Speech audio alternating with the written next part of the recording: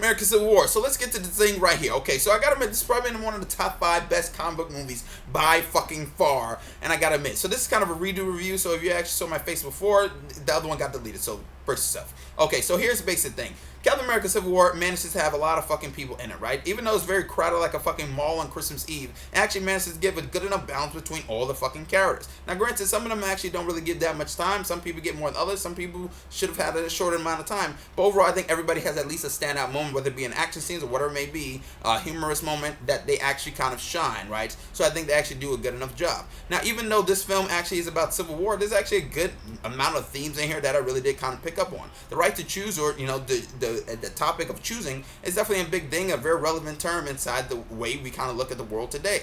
So I think this film kind of feels very relevant to kind of what we're dealing with, especially kind of when compared to like the Winter Soldier. They had a like interesting topics politically to kind of really touch upon the real world. Now, even though this film does kind of have a lot of humor in it, it does have a very dark and kind of probably the darkest Marvel movie to date and brooding tone, but it never really loses sight of as what it's supposed to be, and that's essentially a fun comic book movie. It has the lighthearted moments, has the dark moments, and has a good enough balance between the two. Sometimes you don't have to sacrifice one or the other for a good film, but this one definitely has a good enough balance between each side, right? Now, overall, I have to admit that even though this film does have a lot of things going for it, it never essentially loses the focus between Cap and Tony, right? Now, those two are kind of like the main focus of the film, and it definitely shows, right? They actually do a good enough job. You know, Chris Evans steals the show pretty much, or not steals the show, but he improves his performance constantly. And Robert Downey Jr. is actually a different type of Tony Stark, where I actually really liked that. Now, the action in here is just fucking tastic to the point where you're just going to be kissing and praising it to the sky. So overall, I gotta admit that this is actually quite good. Now, granted, if you're probably still here by now,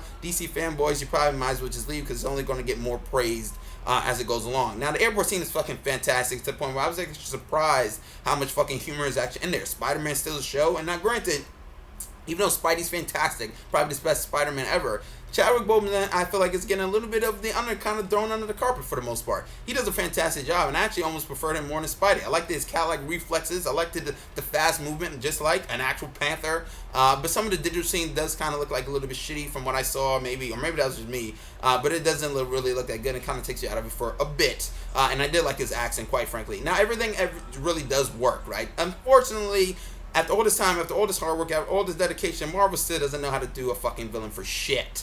Baron Zemo is just not necessary at all in this film. He doesn't really do anything, really. He's unnecessary, and by the time he kind of reveals his plan, he seems like a big coincidence, or it just seemed like I could have took this fucker, threw it out the window, and fucking wiped my ass with it, and it still wouldn't have fucking made a difference to the plot.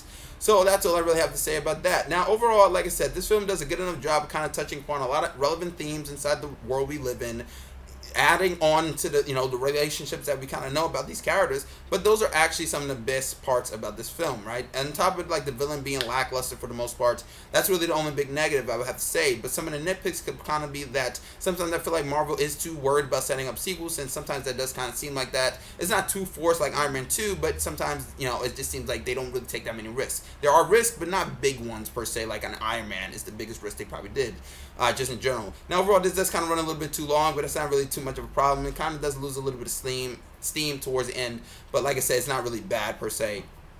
That's all I can really say about it. But the big negative I have to say is that even though there are a lot of big and emotional moments that probably actually get you teary, quite frankly, if you really care about some of these characters, it's just that some of the moments between Tony Stark and, you know, Captain America, they really don't hit that much for me. Some of them do. Most of them do, pretty much. But some don't, because in the back of my head, I'm just saying to myself, Tony and Cap never seemed like fucking friends to begin with. They seem like maybe like a jock and, you know, a little bit of a nerd, just kind of like bullying him, and maybe they even seem like acquaintances. But other than that, they never really seemed like that big friendship vibe. Some of it was kind of there in Age of Ultron, but overall, it was really nothing there. He was more like a guy to just like run to him his place.